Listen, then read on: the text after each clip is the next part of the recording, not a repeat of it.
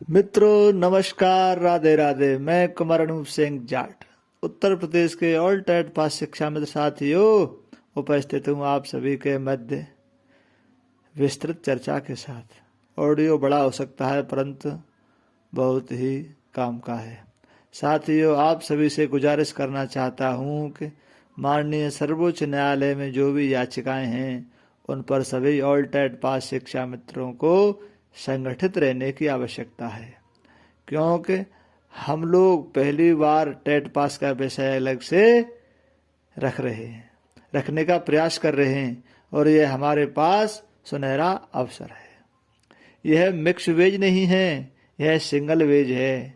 यह सिर्फ TET pass की लड़ाई है।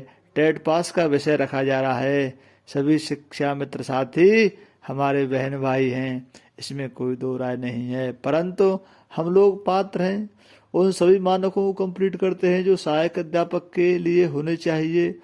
इसलिए हमको यह पीड़ा सताती है कि पात्र होते हुए भी हम उपेक्षा के शिकार हैं। जबकि माननीय सर्वोच्च न्यायालय ने हमारे पक्ष में कई बार आदेश दिया है कि जो टेट पास हैं, पात्र लोग हैं, उनको सहायक अध्यापक बनाया जा सके, परंतु क्यों नहीं बन पाते?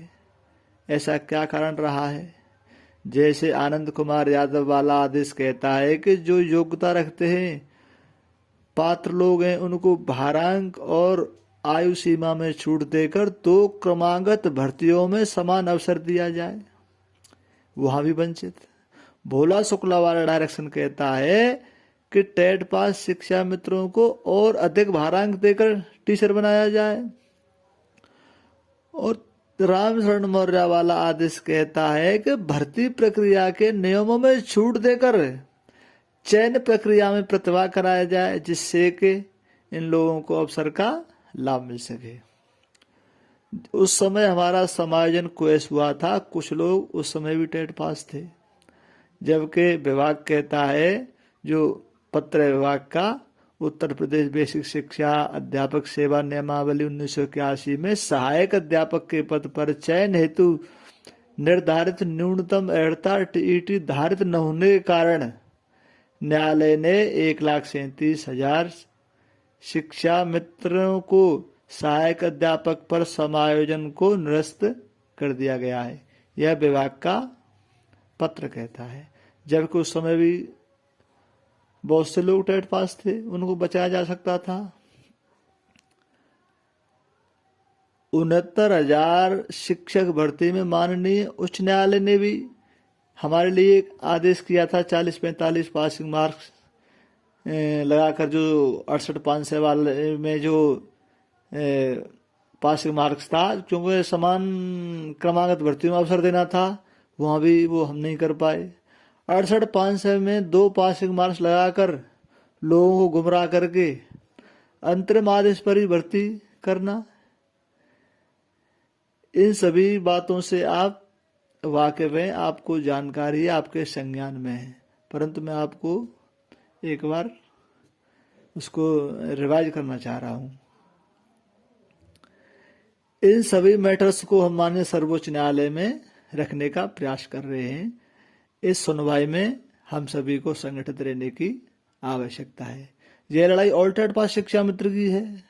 अपने हक और हुकूक के लिए हम लोगों को संगठित रहना है।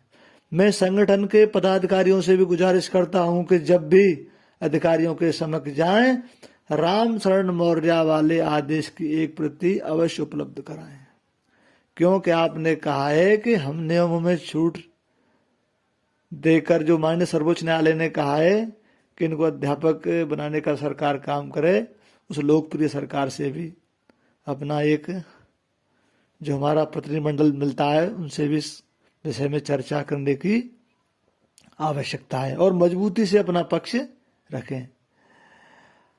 अब हमको यह सिद्ध करना है कि हम पात्र लोग हैं, अपना हक चाहिए, कोर्ट से मिले या लोकप्रिय सरकार से।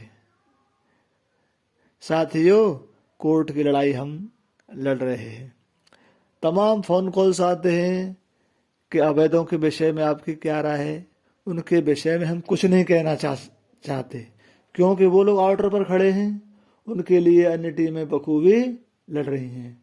हमारी लड़ाई हमेशा से टेट पास के लिए है।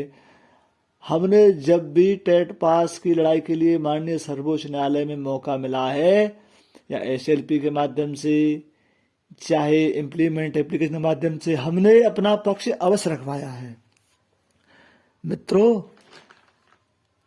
माननीय सर्वोच्च न्यायालय में पुनः हमें एक जो अवसर मिला है, इस अवसर का लाभ आप सभी लोगों को उठाना चाहिए, एकता के साथ लड़ाई लड़नी चाहिए।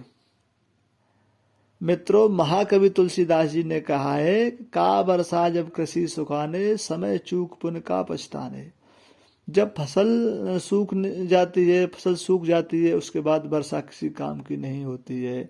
कुछ हमारे साथी हैं जो नौकरी के अंतिम पायदान पर खड़े हैं, उनका बहुत ही कम समय बचा है, परंतु वो टेट पास हैं, पात्र हैं। उनको ये पीड़ा सताती है कि भाई हम अध्यापक नहीं बन पा रहे हैं, क्यों नहीं बन पा रहे हैं। जबकि 68,500 शिक्षक भर्ती में जो 67 अंक लाके भी अध्यापक का जो शिक्षण कार्य कर रहा है, 69,000 में 90 अंक लाकर भी आज वो बाहर है। भाई वो समान अवसर क्यों नहीं मिल पा रहा है? हम और आप शिक्षक हैं, ये तो सत्य है, परंतु सहायक अध्यापक क्यों नहीं बन पा रहे हैं, जो सारे मानक होने के बावजूद भी। साथियों, ये सारे विषय हमें माननीय सर्वोच्च न्यायालय में रखने चाहिए। इन विषयों पर चिंतन मनन करने की भी आवश्यकता है कि हम वो कहाँ चूक कर पा रहे हैं जो हम उसको सिद्ध नहीं कर पाते हैं। जो हमारे जानकार साथी हैं, कुछ साथी अधिवक्ता भी हैं, कुछ लोगों को तो कोर्ट के विषय में, कानून के विषय में अधिक जानकारी है, उनको भी आगे आना चाहिए। इस लड़ाई में मजबूती से लड़ना चाहिए, अपना पक्ष रखवाना चाहिए। जैसे जब समायोजन चल रहा था तो जो अवैध लोग थे उन्होंने कहा था कि सरकार बिना टेट का समायोजन कर रही है, और उस समायोजन प्रक्रिया पर रोक लग गई थी।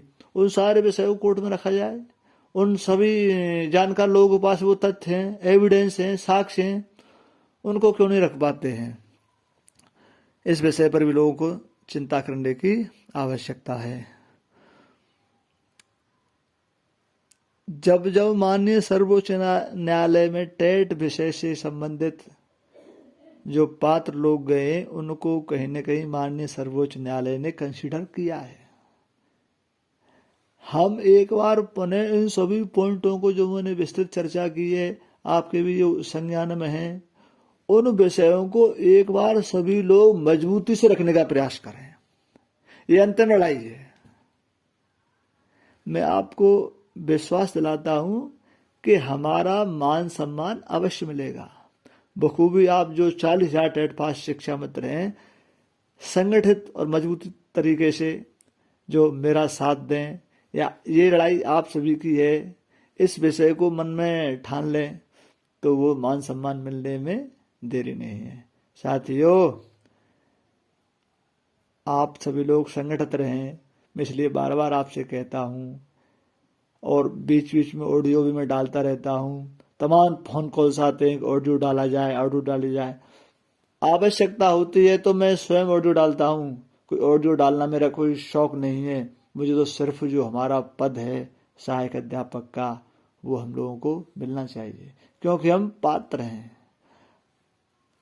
साथियों, इन्हीं बिंदुओं पर जो मैंने चर्चा की है, इस पे आप लोग भी चिंतन करें और संगठित रहकर